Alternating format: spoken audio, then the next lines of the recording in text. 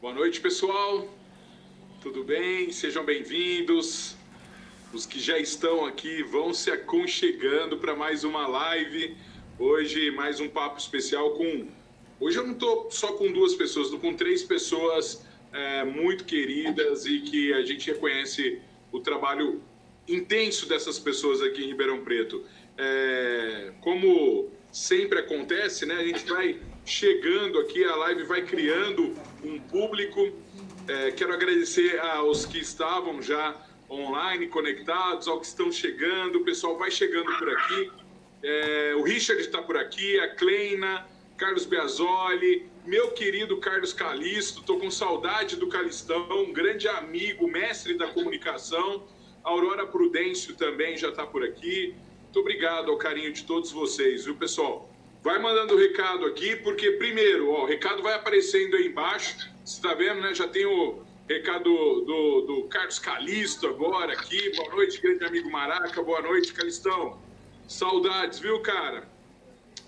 Então, os recados vão entrando aqui e, ao mesmo tempo, a gente quer sua participação com perguntas, tá? Pode mandar perguntas. Hoje o papo é assistência social, são as nossas entidades sérias aqui de Ribeirão Preto e que fazem, muitas vezes, e chegam aonde o Estado, o município, a União não conseguem chegar.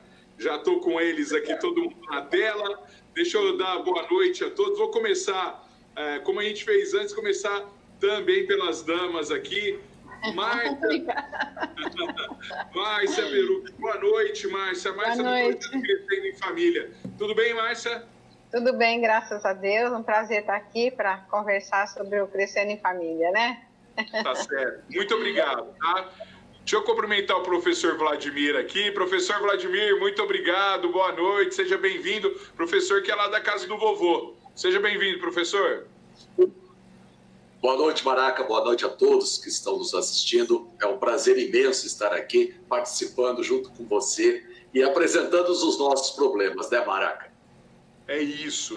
Apresentando os problemas, mas também mostrando um pouquinho do trabalho gigante que vocês fazem, viu, professor? Hoje eu quero falar muito. Quem está aqui na live acompanhando a gente, vocês vão conhecer três entidades que são incríveis. A terceira entidade, não menos importante, está aqui o Ricardo do Mudando Vidas. Conheci há pouco tempo o Ricardo, mas eu sou admirador do trabalho, viu? Seja bem-vindo, Ricardo.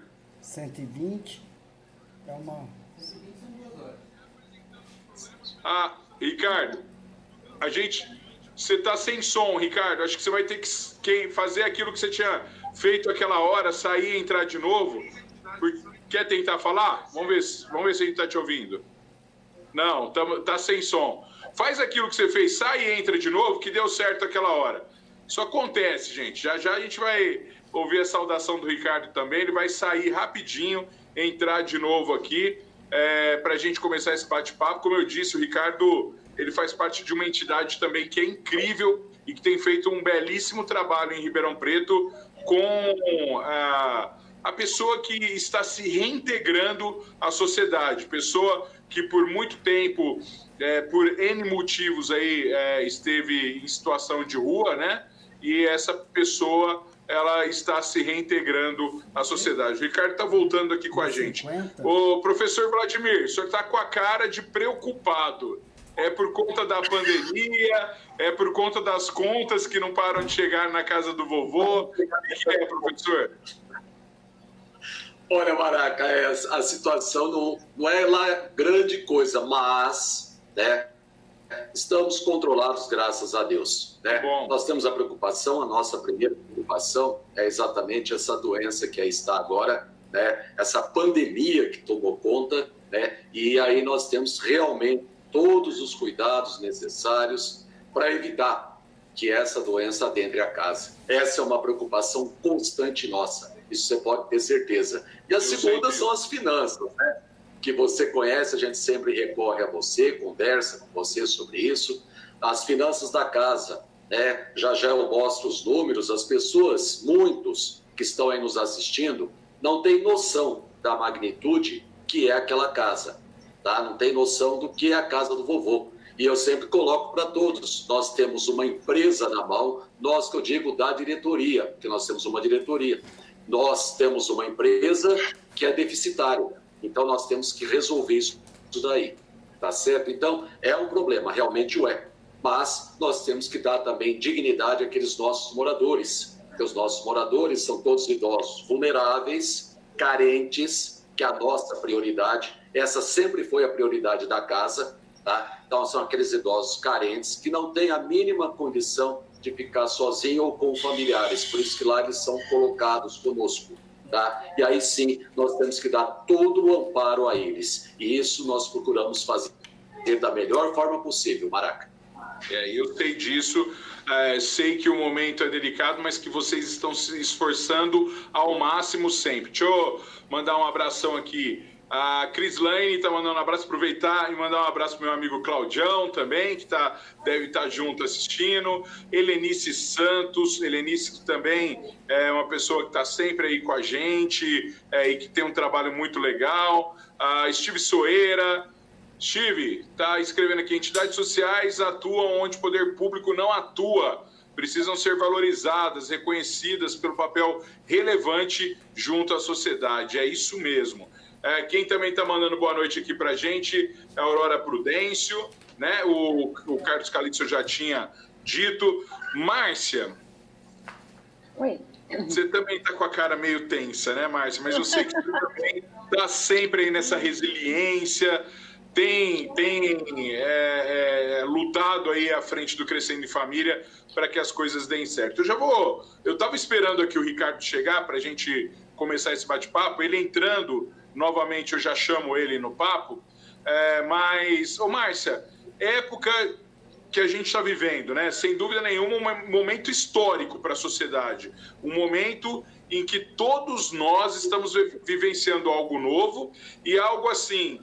O professor Vladimir deu aula para muitos alunos, eu lembro quando eu era aluno, a gente lia ali nos livros momentos da história do Brasil, momentos da história do mundo, momentos importantes que marcaram época. Sem dúvida nenhuma, as próximas gerações vão ler, vão falar, vão ler aí sobre uma pandemia que aconteceu em 2020, começou em 2019, em dezembro de 2019, entrou em 2020 com essa pandemia, mudando a vida de todas as pessoas, né? Inclusive, a gente tem muita gente que fala do novo normal, de que a gente vai ter que procurar um novo normal, que voltar ao normal agora vai ser diferente. Para vocês, Márcia, como está sendo? Como que para o Crescendo em Família está dando para encarar isso tudo? Vocês estão trabalhando usando as redes sociais, as mídias sociais? Como que está? O nosso trabalho, ele, assim, ficou muito afetado por conta dessa recessão aí, esse isolamento aí, porque a gente faz reuniões com os pretendentes, reuniões de padrinhos, né? E acabou atrapalhando muito, né? As pessoas procurarem a gente, porque não podemos nem abrir, né? Tem que deixar tudo, não pode ter um atendimento, mas graças às redes sociais que a gente tem contato com as pessoas, procuram a gente esclarece dúvidas, ou por meio de WhatsApp, ou por e-mail, a gente esclarece, orienta. E a gente está anotando o nome das pessoas que nos procuram para a gente, quando voltar a funcionar, né, a gente poder ligar e atender o que elas pedem, o que elas querem, né? Então, atrapalhou bastante, porque nós temos os dois projetos, o apadrinhamento e o adoção, né? Apadrinhamento não pode estar levando, só tem, acho que, uma madrinha que levou a criança e só. Porque a preocupação, né, que existe, né, de estar esse vírus aí, a gente nem sabe como, né? Então, tudo ficou parado. Inclusive, o nosso trabalho, a gente está prestando orientação via WhatsApp, né, à distância, porque é a única forma que a gente tem para poder chegar junto às pessoas, né? E o nosso trabalho sempre foi assim, as reuniões são muito importantes, porque nela a gente existe troca das pessoas que já adotaram, resolvido assim muitas dúvidas que as pessoas têm, são momentos assim muito importantes nas reuniões, quando as pessoas se encontram, falam a respeito da adoção, né? Então, atrapalhou bastante mesmo o nosso trabalho, atrapalhou muito, porque como é que você vai atender as pessoas, né, de forma normal, né? Não tem como, né? Tem que seguir a regra, né? Então, nós estamos aí vamos ajudando à medida do possível. Tentando, né, se adaptar, né? Falando em adaptação, professor, para a casa do vovô foi um grande desafio, né? Seguir o caminho da adaptação, porque, primeiro, o público-alvo de vocês é o público-alvo mais vulnerável. São aquelas pessoas que, desde o início da pandemia, olha, você está no grupo de risco e tal, que são as pessoas mais velhas, né? Esse grupo, depois eu queria falar do pessoal que está entrando aqui, mandando um abraço, o Cláudio, Fernando, o Damasceno está por aqui também, o Washington Barbosa, que conhece muito sobre o assunto também. Daqui a pouquinho eu vou ler o recadinho de todo mundo. Mas, professor, como foi para vocês, a hora que vocês lideram com um problema desse tamanho, o que vocês falaram assim, olha, nós precisamos nos adaptar, precisamos mudar algumas coisas aqui? Alô, estão me ouvindo? Agora tá. Professor, espera só um pouquinho, só um minutinho, ó. Ricardo, agora estamos te ouvindo. Espera aí que eu já te chamo, Ricardo. Você vai fazer uma saudação para todo mundo aqui, tá bom? Só deixa o professor responder essa pergunta e a gente já volta. Pode falar, professor. Perfeito. É importante, Maraca, eu mostrar primeiro a estrutura da casa do vovô, para que as pessoas entendam o desafio e o problema que nós temos em mãos. A casa do vovô ela é formada, nós temos uma diretoria, tá? Essa diretoria é formada, porque eu sempre falo, sozinho ninguém faz nada. Então nós, na diretoria, eu estou na presidência, atualmente estou já há 6 anos na presidência, mas tem uma diretoria toda que trabalha comigo. E todos nós somos associados da casa, ou seja, nós pagamos uma mensalidade para ir lá trabalhar, tá? Então é isso que eu sempre deixo claro, nenhum de nós recebe remuneração. Tá? Então, todos que fazem parte da diretoria são todos associados da casa. Depois, chegam os idosos, 90 idosos. E eu tenho em torno de 92 funcionários. Então, aí você vê o tamanho do problema que eu tenho em minhas mãos. Por quê? O desafio é que não posso deixar adentrar a casa essa doença.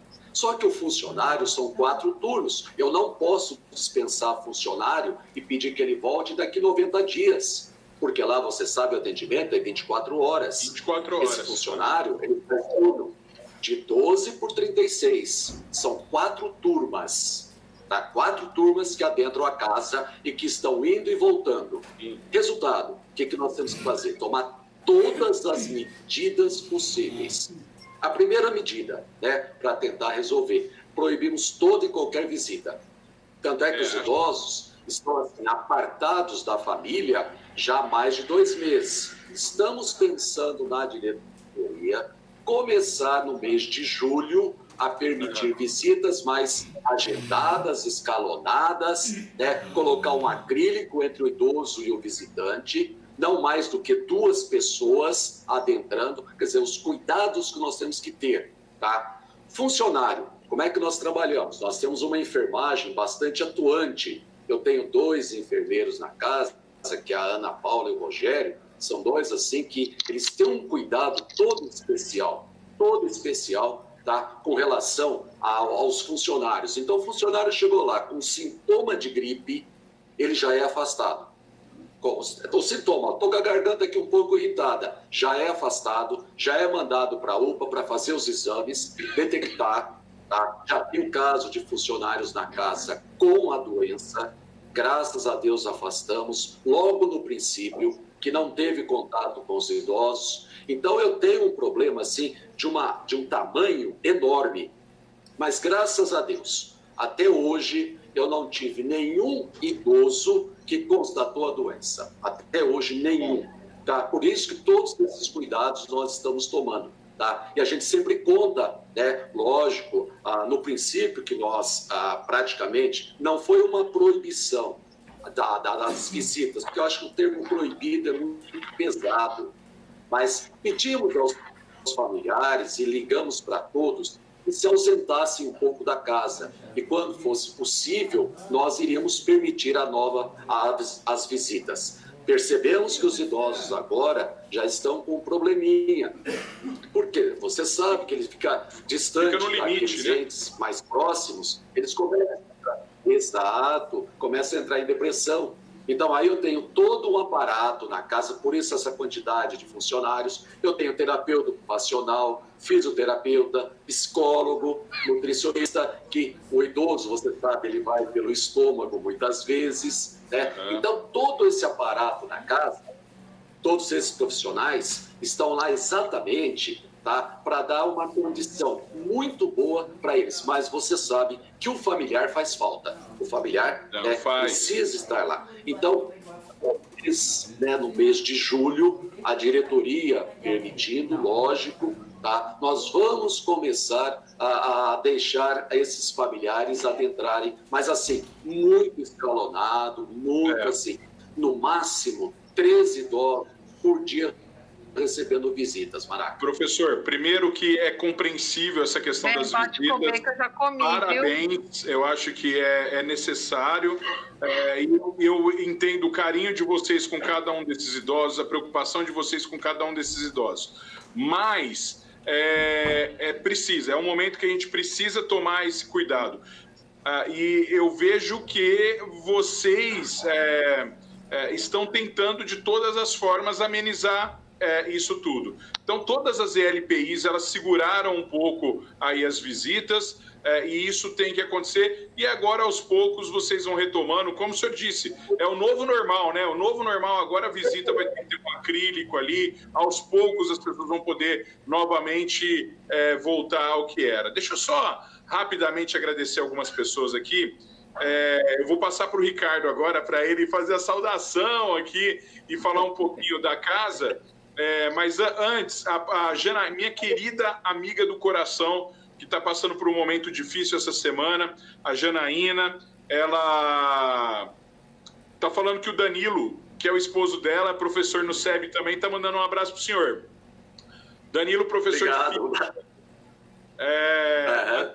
Adriano Machado está por aqui. O Adriano está falando, viu, Ricardo, que hoje eu estou falando com anjos aqui. E é isso mesmo, é por aí. A Ana Isabel está mandando boa noite. O Jonatas, a Lidiane Passarelli. O Washington está mandando, ele tinha mandado um abraço já para o professor Vladimir, para a Márcia, e agora ele viu o Ricardo, já está mandando um abraço para o Ricardo também. A Tati Posca está aqui. Tati, um beijo para você. A Tati está aproveitando a pandemia. Você vê que todo mundo está se virando. Ela está fazendo uns crochês aí maravilhosos lá também. Um dia eu quero mostrar aqui como que cada pessoa está se virando, né? O Wellington Ruivo está dizendo que as reuniões são muito produtivas para o mundo da adoção. E são mesmo, né, Márcia? Dá para tirar muita dúvida em cima dessas reuniões que vão acontecendo. Meu querido amigo, que também passou por dias difíceis, o Adilson Altino. O Biasoli está pedindo para mandar um abraço para a Márcia e para o Peruque. Conceição Martins, Letícia Almeida, muito obrigado a todos vocês. Ricardo, a Conceição concordou com o Adriano, falou que vocês são anjos, viu, cara? E eu concordo e assino embaixo. Eu vou pedir para o Ricardo fazer a saudação dele, mas eu preciso dizer, eu fui no Mudando Vidas, eu já tinha ouvido falar do trabalho do Ricardo. Cara, mas a forma com que ele me apresentou, eu fui para lá achando que eu fosse ficar meia hora com ele. Nós ficamos umas 2 horas, né, Ricardo? E dava para ficar a tarde toda lá, se fosse necessário, porque são histórias incríveis, né? Eu conheci pessoas ali que viveram em situação de rua e hoje estão integradas à sociedade, têm sua casa, formaram família e se reinseriram à sociedade. E quem vai poder contar um pouco melhor isso é o Ricardo. Ricardo, seja bem-vindo nessa noite aqui. Fala um pouquinho do Mudando Vidas para a gente. E se você puder fazer aquele relato, por que você começou Mudando Vidas, eu vou ficar muito feliz.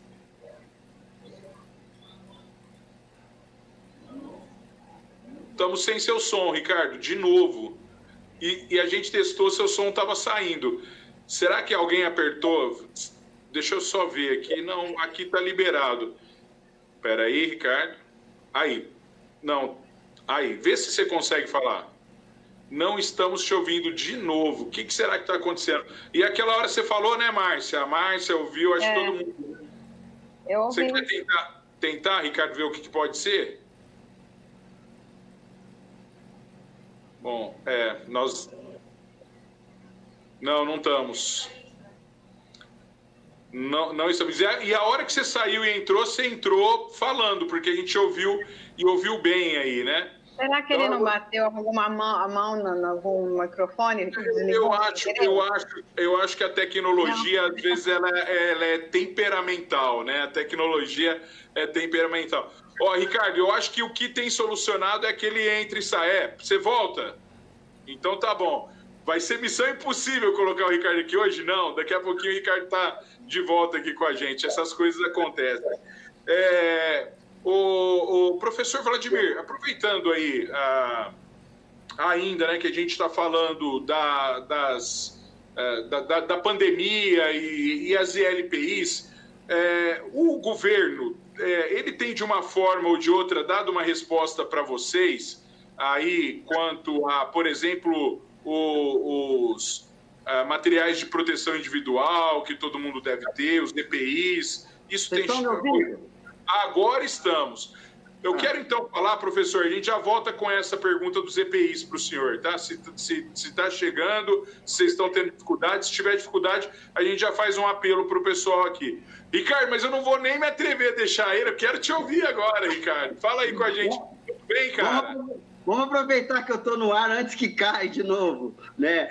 Primeiramente, eu quero agradecer a presença de todos aí, do Vladimir, da Márcia. Maraca, muito obrigado pela escolha aí, pela preferência. O que você queria saber do projeto? É que teve umas falhas, eu não consegui... Eu quero que você conte um pouquinho da sua história, por que você começou o Mudando Vidas, cara, que me impressionou, né, o trabalho que vocês estão fazendo aí. Tá, vou tentar ser bem rápido, porque a história é um pouco longa, mas foi em 2014. A vida inteira eu fiz uso de substâncias de álcool e drogas, né? Fui alcoólatra a vida inteira, sou ainda em tratamento, né? Em 2014 eu me internei numa comunidade terapêutica. Foi aí que tudo começou, a transformação da minha vida. Lá na comunidade, eu comecei a estudar e a trabalhar e a ver os gargalos que existem nesse mecanismo da dependência química e tratamento. Então, é verdade que foi lá que eu vi muitos moradores, muitas pessoas em situação de rua que lá chegavam e logo no terceiro mês iam embora. Por quê? Porque quando acabava o tratamento não tinha onde ir, entendeu? Então, eles iam, por quê? Porque por falta de esperança e perspectiva. Falavam assim, vou ficar aqui 6 meses para quê? Eu vou voltar para a rua e saía. E nisso nasceu a ideia. A outra coisa também era muitas pessoas que tinham muitas recaídas. Ficavam lá 3 meses, ia para a família e voltava. E os relatos eram a maioria porque a família não estava preparada.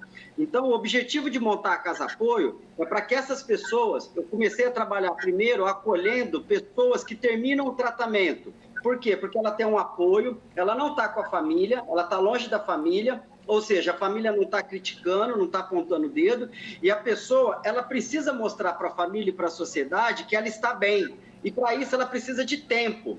E o tempo é primordial. Uma pessoa ficar limpa 1 mês, 2 meses, 3 meses, isso é muito difícil. Principalmente com uma família que não foi trabalhada, entendeu? Que não trabalharam ela, não fez amor exigente, não trabalhou em grupo. Então, a pessoa, ela é vulnerável, ela acaba recaindo. Então, o projeto nasceu aí. Eu comecei a acolher essas pessoas e começou a dar resultado. Muito interessante também o que aconteceu. Para você ter uma ideia, algumas famílias vinham me procurar depois de 1 ou 2 meses, né? Com a seguinte informação, né? Cadê meu filho? O que você fez com meu filho? Meu filho morreu? Meu filho está morto? Falei, não, seu filho está aqui, está bem. Falei, eu não acredito. Falei, vem aqui ver. Aí na hora que a família ia lá ver, veio o filho tudo gordo, bonito, brilhando, sabe? Sem droga, estudando, trabalhando. Eu falei, eu não acredito que é meu filho. Eu falei, é teu filho. E a outra coisa, já se faziam meses que essa família não recebia notícia ruim, porque quando a gente tem um filho dependente, toda semana traficante batendo, o cara chega lá todo espancado, ralado, 3 dias dormindo, enfim, começou a ter esse resultado, começou a ter vínculo familiar, começou a ter reestruturação de vínculo. No meio do caminho desse processo, há 2 anos, eu conheci a tua amiga e minha grande amiga, a Paulinha Dominichelli. Foi ela que me picou, entendeu? Ela que me levou para a rua, para conhecer os moradores de rua, para começar a fazer acolhimento de pessoas em situação de rua. E aí eu comecei a fazer o processo inverso. Além de eu acolher as pessoas da comunidade que não tinham para onde ir, ou que tinham vínculo familiar rompido e precisava de um tempinho, eu também comecei a acolher pessoas em situação de rua para fazer os encaminhamentos para mandar para a comunidade terapêutica. Nós vamos falar muito disso hoje, eu vou falar rapidamente. A gente tem aqui o programa Recomeço Senapred, que é de graça, só que não é todos que sabem. Eu posso falar para vocês que nem a metade da população de Ribeirão Preto sabe. Então, a família, no desespero, acaba pagando clínica particular. Mas é o seguinte, para você ter acesso a essa comunidade terapêutica, é necessário, através do poder público, essas são as variáveis, documentação e exames. Como que você pode pedir documentação para uma pessoa que está em situação de rua? Então, você tem que levar ela para tirar a documentação. Como que você vai levar ela para fazer exame se ela nem banho tem, faz 10 dias que ela não toma banho, entendeu? Então, essas variáveis que eu comecei a ver ali, ao vivo e a cores, eu comecei a tentar trabalhar isso no vamos dizer assim, no fazendo e aprendendo. Aí eu colhia, levava para casa, via demanda, deixava o cara uma semana dormindo em casa, porque fazia o quê? Fazia 10 anos que ele não dormia num colchão, entendeu? Aí depois eu levava ele para o hospital, tirava os documentos, esperava a vaga, porque essa vaga não é imediata, ela não é do dia para a noite, para você ver as variáveis da política pública. Se uma pessoa em situação de rua vai pedir vaga, você tem todas as variáveis da documentação, do exame, e depois disso, esperar a vaga para a comunidade. Isso, no começo, levava-se de 5 a 30 dias. Aí a pergunta fica, onde essa pessoa fica até essa vaga chegar? Então, foi aí que nasceu o projeto da gente ajudar tanto as pessoas que saem da comunidade, como ajudar as pessoas a irem buscar um tratamento. Não, muito legal. Primeiro que nós ainda vamos falar mais do projeto, que eu quero saber de algumas pessoas que já passaram pela casa, hoje até trabalham ajudando aí na casa. Como é que você está fazendo para a subsistência da casa, que eu vi aquele dia o pessoal trabalhando também com a perua ali, alguns trabalhos. O Ricardo, ele identifica, professor Vladimir, algumas habilidades em cada uma das pessoas, porque ele acolhe pessoas ali que já foram pedreiros, outro pintor, outro pode ter trabalhado com escritório, então ele identifica essas habilidades. Mas uma coisa que me chamou muita atenção, eu não sei se eu poderia entrar nesse mérito, Ricardo, mas eu acho que você falou para mim, eu acho que isso é muito legal. Fique à vontade. Eu conhecendo a casa do Ricardo, a casa dele, que ele construiu para ele, é a casa das pessoas. Tinha ali, aquele dia tinha 10, 12 pessoas morando com ele ali, que nessa situação, conversei com um menino que chegou lá, praticamente poderia perder a perna até, né? E estava ali recuperado. Talvez ele fosse mais quietinho ali, né, Ricardo? Eu senti ele bastante acanhado, assim, mas já com uma história de modificação. Mas o que eu queria dizer é o seguinte: o Ricardo me mostrou a casa, eu falei assim, mas você fez essa casa para isso, para acolher pessoas. Aí o Ricardo falou assim, não, Maraca, eu fiz essa casa para fazer festa. Então ele tinha feito uma casa, ele tinha construído uma casa, nesse período ainda que ele fazia uso de álcool, principalmente, mas chegou a fazer uso de drogas, né, Ricardo? E a casa tinha essa finalidade, fazer festa, né? E de repente ele teve que viver esse momento de abuso de álcool e drogas, teve que ir para a rua, saber a situação, para depois curar vidas, trabalhar com pessoas, ajudar essas pessoas. Aí, quando ele faz aquele link falando, minha casa eu construí para festa e hoje ela cabe certinha aqui para a gente acolher essas pessoas, isso não deixa dúvida. Como a gente está falando de anjos aqui, que vocês são anjos mesmo, eu acredito também que Deus já vinha preparando o Ricardo. Inclusive, nessa fase difícil que ele viveu, eu acho que ele tinha que viver aquilo para depois ajudar pessoas a sair daquela vida, né? Eu falei isso para ele. Eu acredito muito que nada é por acaso, viu, Ricardo? Esse trabalho que você fez foi bem legal. E assim, Ricardo, só para a gente não perder, como eu perguntei para o professor Vladimir e também para a Márcia, nesse período de pandemia, aquele dia que eu fui lá, estava todo mundo de máscara, o pessoal, todo mundo me cumprimentou de cotovelinho, né? O que vocês estão fazendo lá para tomar cuidado com tudo, Ricardo? Olha, lá dentro eu posso te dizer que estão todos assintomáticos, entendeu? Porque ninguém apresentou nenhum sintoma, né? As pessoas, quando elas saem para a gente fazer serviço, a gente sai junto normalmente para roçar uma praça, roçar um terreno, então a gente não tem muito contato, tá? Lembrando a você que o meu trabalho, hoje, ele se encontra num momento atípico, porque eu acolho as pessoas, corro com a documentação e já encaminho para a comunidade terapêutica. Só que as comunidades terapêuticas estão fechadas há quase 3 meses devido ao Covid. Então, hoje, em Ribeirão Preto, você quase não tem aonde mandar essas pessoas em situação de rua. Então, foi por isso que eu diminuí o acolhimento e optei, há mais ou menos 2, 3 meses, quando deu a epidemia na Itália, eu fiquei preocupado com os idosos em situação de rua. Aí eu comecei a acolher alguns idosos, né? Para quê? Porque pelo menos o idoso saindo da rua, ele não está bebendo, ele está se alimentando, entendeu? E se ele vier a pegar o Covid, pelo menos a resistência dele está melhor, ele pode vir a ter mais chance de sobreviver. Essa foi a intenção da casa nesse período de pandemia. Então eu diminuí bem os acolhimentos da casa. Mas a casa, eu posso dizer que a gente faz mais ou menos o sugerido, né? Todo mundo chega, eu peço para todo mundo tomar banho, trocar de roupa, pelo menos o que passa na televisão, álcool em gel, entendeu? A gente, para te falar a verdade, é Deus que abençoa aquela casa, porque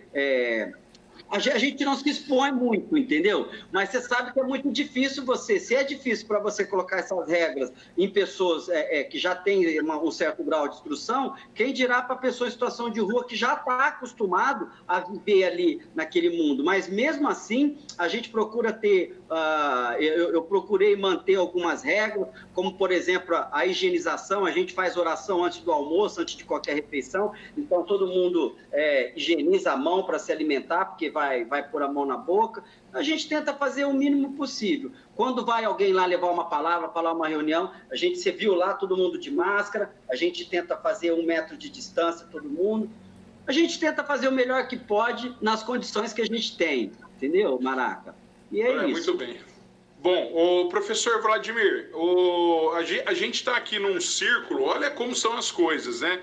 Isso não foi combinado. A Márcia trabalha com as crianças e muitas crianças ali que são órfãos de pai, outras que foram afastadas do núcleo familiar por sofrer algum tipo de violência ou agressão, e depois a gente tem as pessoas que estão no meio da sua vida e que por algum motivo deixam suas famílias para morar na rua, né? O Ricardo, depois eu queria que o Ricardo falasse sobre os gatilhos, que ele me ensinou sobre os gatilhos, né? E tem algumas coisas peculiares. Ou o cara teve uma paixão não correspondida, né, Ricardo? Até uma paixão pode ser um gatilho. Ou álcool, ou droga, algumas coisas. Depois o Ricardo vai falar isso um pouquinho. Mas aí a gente tem essas pessoas no meio da vida. E tem também as pessoas idosas, né, professor? Que muitas vezes também estão em situação de rua ou estão abandonadas pela família. O professor Vladimir estava falando que muitas famílias ficam consumidas e muitos idosos estão com problemas, inclusive psicológicos, por conta da distância, né? Só que a gente ainda tem, né, professor Vladimir, pessoas que são abandonadas nas ILPIs, né, nas casas como a casa do vovô. Perfeito, nós temos vários idosos, por isso que nós acolhemos esses idosos, são aqueles idosos em situação de vulnerabilidade. Então, muitos idosos que nós lá acolhemos, nós vamos buscá-lo nos locais onde eles se encontram, e você vê que o idoso está realmente maltratado, vamos pensar dessa forma, né? Quando ele adentra a casa, depois de alguns meses, percebe-se que ele aflora, quer dizer, torna-se uma outra pessoa. Então, isso é normal acontecer, Maraca, tá? São idosos que muitas vezes, né, os familiares, né, esse idoso está até dando, assim, entre aspas, trabalho, tá? Que para a família é um trabalho, e para nós é um prazer em poder ajudar, tá certo? Então, esse idoso lá é encaminhado para nós. E lá adentramos, e lá nós temos todo um trabalho com ele, psicológico, por isso que eu disse que tem a psicóloga na casa. Nós temos um trabalho da terapeuta ocupacional para que mantenha esse idoso em atividade. Né? Então, eles gostam muito de bingo, então faz bingo com o idoso. Né? As idosas, muitas vezes, querem fazer isso, costurar, não sei o quê. Então, nós temos todo esse trabalho dentro da casa, exatamente para dar condição, né, para uma vida mais digna para essas pessoas. Agora, você tocou numa ferida aí, Maraca, que é exatamente a postura de alguns familiares com relação aos idosos. Tá? Realmente, isso aí é um problema que nós temos. Né? O Ricardo colocou, né, o morador de rua. Eu já recebi vários moradores de rua, tá? Já recebi idosos, né, que aí, inclusive, continuam na casa, ex-alcoólatras, ex-toxicômanos, né? E nós temos o médico responsável pela casa e temos também, caso haja necessidade, o psiquiatra que atende. Tem o pessoal da USP, que eu tenho convênio com a psiquiatria, que vai lá atender os idosos. Né? Exatamente esses casos, né, que o Ricardo colocou aí. Tá certo? Agora, esses convênios são fundamentais para nós, exatamente para dar toda a estrutura, né, toda essa retaguarda para que esse idoso, muitas vezes morador de rua, independente, passa a fazer parte de uma comunidade. Porque, querendo ou não, ele vai ficar num quarto com mais 2 companheiros. Ele vai ter que ficar num refeitório com mais 80 companheiros. Correto? Então, ele vai alimentar-se nos horários pré-determinados e não naqueles horários que ele acha que ele tem que comer. Ele vai tomar a medicação conforme foi sugerida pelo nosso médico, nos horários corretos, tudo certinho, tá? Não na hora que ele acha que tem que tomar. Então, tudo isso são problemas que nós enfrentamos. Eu vendo o Ricardo falar agora, né, me reportei à casa que todos esses problemas lá também enfrentamos, tá certo? Agora, uma coisa é certa, e para todos que estão aqui ouvindo, na hora que for liberadas as visitas direitinho, e sei que tem que ser devagar, porque esse vírus vai ficar passeando entre nós por um longo período de tempo, tá? O importante é as pessoas que visitam os idosos vão lá para conversar e ouvi-los. Eles querem falar. E aí você descobre, como o Ricardo falou agora, muitas histórias, são mais histórias e histórias que lá aparecem.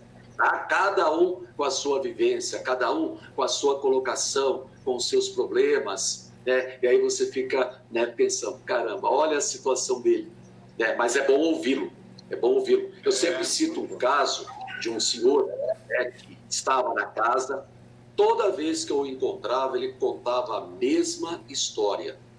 E eu sempre ficava admirado, ele se emocionava quando falava da esposa que já tinha desencarnado, né? Então, e eu ouvia, né? Chorava, papá. No outro dia eu encontrava o idoso e ele contava a mesma história e novamente eu ficava admirado da história dele. Que é isso, alguém tem que ouvi-lo, alguém tem que ouvir, tá? E isso que eu acho mais importante, a visitação, que infelizmente, né, não é permitida ainda. Mas vai, logo nós vamos sair dessa.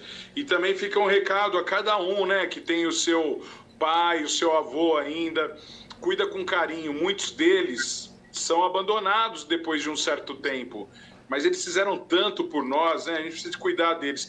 Nós vivemos na semana passada o Dia da Violência contra o Idoso. A gente ainda precisa muito discutir isso, porque infelizmente o idoso ainda é vítima de violência, assim como as crianças, né, Márcia? Ô, Márcia, eu vi uma notícia falando que agora nesse período de pandemia e de quarentena, houve um aumento no número de casais que querem adotar. Isso existe mesmo? E dá para explicar por que isso acontece, se for real? Olha, Maraca, esse dado, ele só pode ser fornecido, eu não tenho conhecimento, pelo fórum. porque quando eles vão, o Crescendo em Família, o nosso trabalho é de preparar as pessoas para se tornarem pais por adoção, né? A gente trabalha os pais e também temos o apadrinhamento, né? Agora, quando a criança, quando vai para a adoção, muitas vezes a gente não acompanha. Às vezes a pessoa adota e depois procura a gente para um apoio, para conversar, para trocar uma ideia. Quando sente uma dificuldade, a gente está lá para ajudar. Mas esse dado, para te falar com certeza, eu não posso. Seria esse dado, o fórum, a Vara da Infância, que tem todos esses dados para poder falar direitinho. Porque o que eu falar aqui posso não estar falando a verdade, porque eu não tenho mesmo conhecimento. Os processos de adoção continuam correndo? Não, interrompeu, né? Porque por causa da pandemia o fórum ficou fechado, né? Eu não sei se já abriu, acho que vai abrir dia 1º, me parece. Inclusive, porque os casais têm que fazer o recadastramento, né? E tem um prazo. Então, aqueles que venceram, que foi vencido o prazo agora, eles prorrogaram que pode fazer o recadastramento no dia 14 de julho.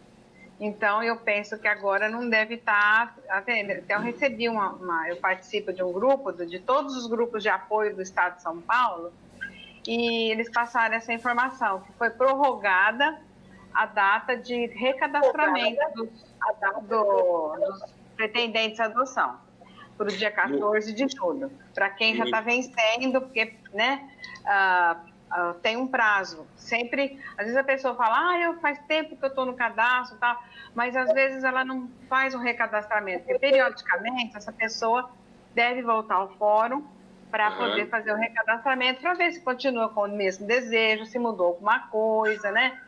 Então, eles têm que voltar ao fórum. É muito importante. No Brasil, a gente ainda tem um número grande de casal que quer adotar, um número grande de crianças que quer adotar, mas o processo, ele é bastante... É um processo bastante sério e que acaba se tornando burocrático, né? Por sua natureza. O que a gente vê é que o número, assim, se fosse ver o tanto de pessoas que querem adotar e o tanto de pessoas crianças e adolescentes que precisam, já teria zerado, mas a maioria prefere crianças menores, né? E as pessoas que estão disponíveis para adoção, às vezes são um grupo de irmãos, são crianças que já um pouquinho maior, adolescentes, né? Às vezes com algum probleminha de saúde. Então, eles ficam aguardando essa oportunidade. Ainda é um assunto que eu estou aprendendo, né, para falar, mas um dia eu ainda vou ser PhD, você sabe bem por quê, mas assim, eu vou dizer uma coisa, né, e isso é uma experiência própria, por conta de tudo que eu vivi, por conta...